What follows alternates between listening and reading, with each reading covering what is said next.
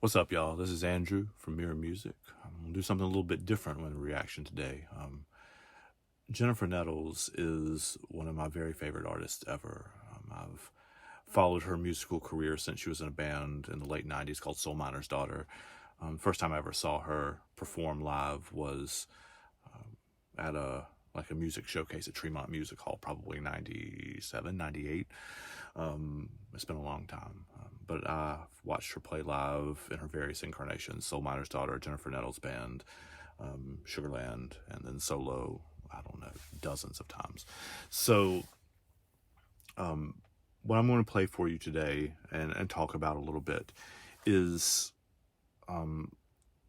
Sugarland's first famous single called Baby Girl.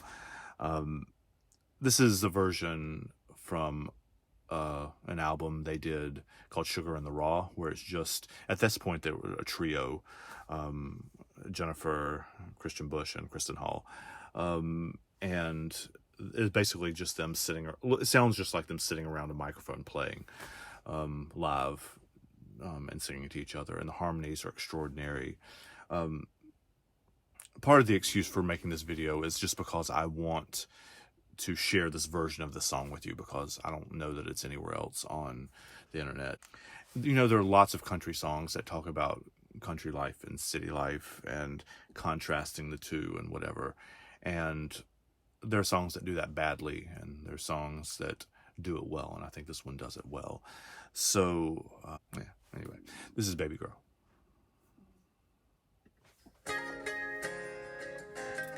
From Sugar and the Raw.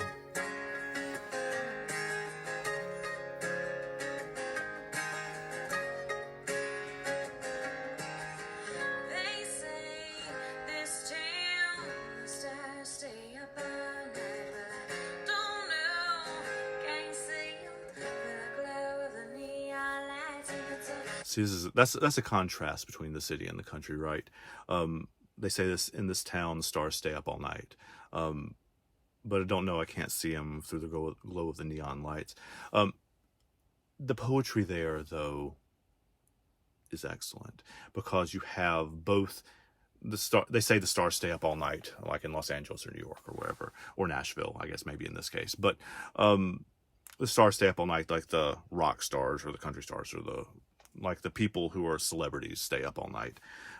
And you can't see them through the glow of the neon lights. You can't literally see like the stars in the sky either. So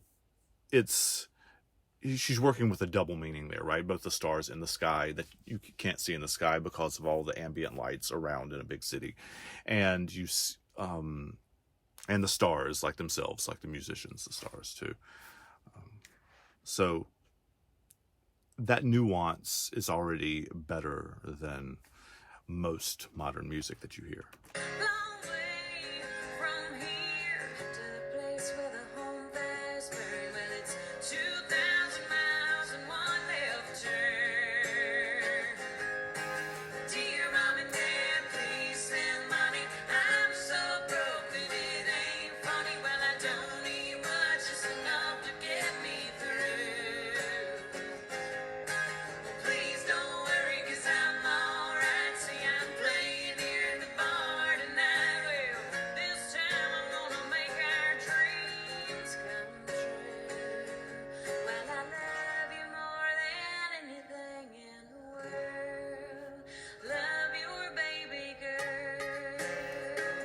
That has a personal connection to me for lots of different reasons. First of all, I've seen her play in lots of bars. So it's actually had a conversation with her standing in the back of a bar and by the merch table in Black Mountain when they had to stop the show because there was a bar fight and the cops had to come clear people out. Super, super, super nice lady.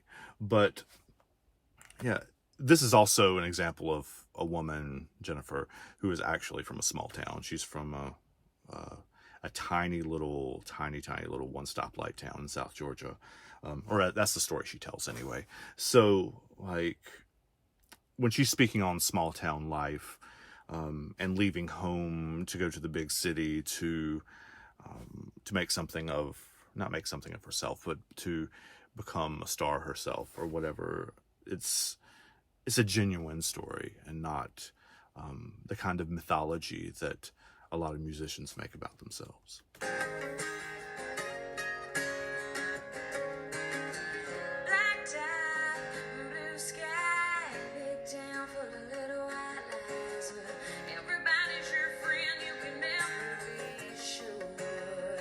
See, it's perfect, right? Like, it's in contrast to a lot of songs that demonize the big city as a bad place. Black top and blue skies, little town, big town full of little white lies. Everybody's your friend, you can never be sure. Like, that's poking fun without demonizing, I guess. And there's no racist undertones to that either. So, yeah.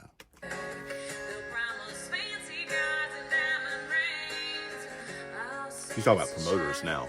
Yeah.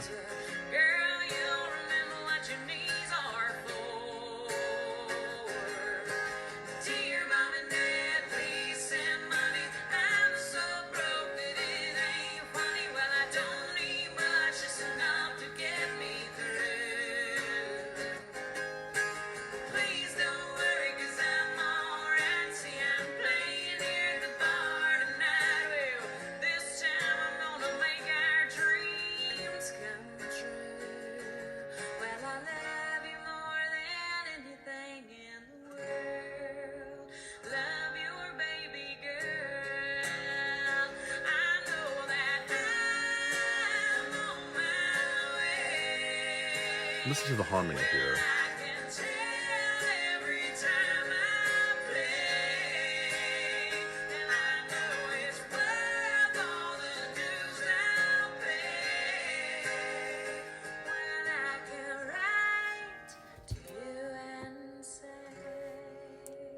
Yeah, so it's one of the I'll talk about the harmony for a second. One of the many things that make Sugarland different, especially in this art incarnation with the three of them, than really any other band really at all, but definitely country music group, is that there's a three-part harmony being sung. One man, two women. The woman singing the lead, or one of the women is singing the lead, and the man is singing the high harmony and the woman is singing the low harmony. So that is just a little detail that's different to the ear, which, well, I don't know, draws me in more, I guess. I watched them play, where was it? Somewhere in Asheville, the Gray Eagle, I think. And I was sitting probably 10 feet from the three of them, sitting not around one microphone, but felt like that. Or it was a very intimate feeling show, and it felt like you're just like sitting in their living room or whatever, and they were singing. And I love music like that. I love music that the players and the singers can do it all live, and it just hits. I don't know, there's something that it touches that, I don't know, that overproduced music can't do. And this is a rags to riches story, this song is, right? That's like, I am grinding out all these concerts and tiny little bars, and it'll make it all worth it when I can write to you and say, which is what she's about to tell you. So then I'll be able to write to you and say this.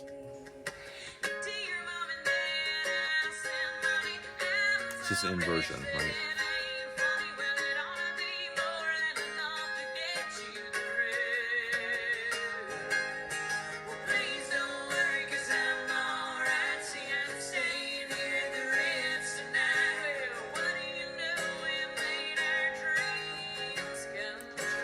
I love that because it's an inversion, right? It's taking, dear mom and dad, I'll send money instead of please send money. And it changes a couple of the other details too. It's not just hers, it's the family's too. Because to be able to do something like this, I guess you don't have to have the support of your family, but it certainly helps.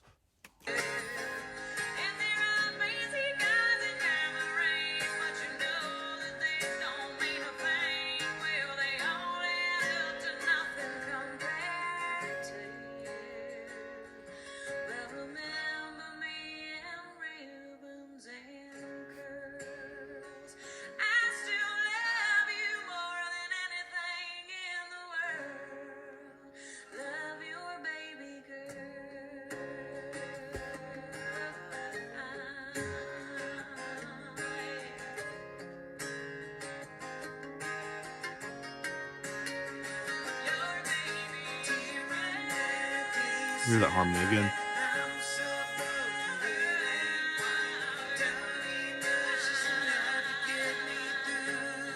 I love Jennifer Nettles' voice so much.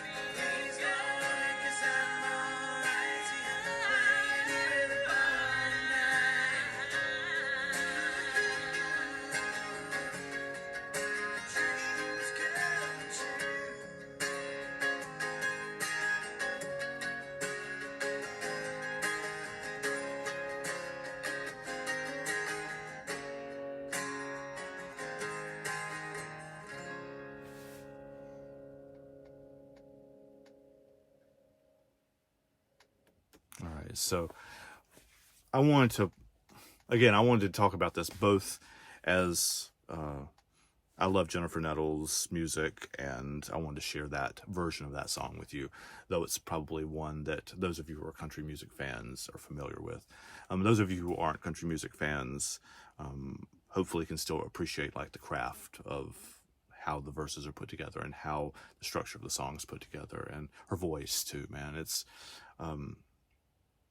a South Georgia voice, and that's one of those things that I love, is that she doesn't play into it. Like, it's not a shtick. It's not faked either, right? It's just a genuine, like, I've had conversations with her, just sitting beside her at a table talking, and this is how she talks. This is not put on by any stretch. And in contrast to some other songs that have come out where there's dog whistling crap about how evil the city is or whatever, this is not that. It's taking those stereotypes and flipping them a little bit, and it's making it a personal story of somebody who left a small town of a few hundred people and made it big in the big city. But the big city is not, in the song, it's not scary, it's not demonized, it's not evil, it's not bad, really. It's just part of the journey, and there's beauty in all of those pieces. So hope you enjoyed that. We'll see you next time. Take care, y'all.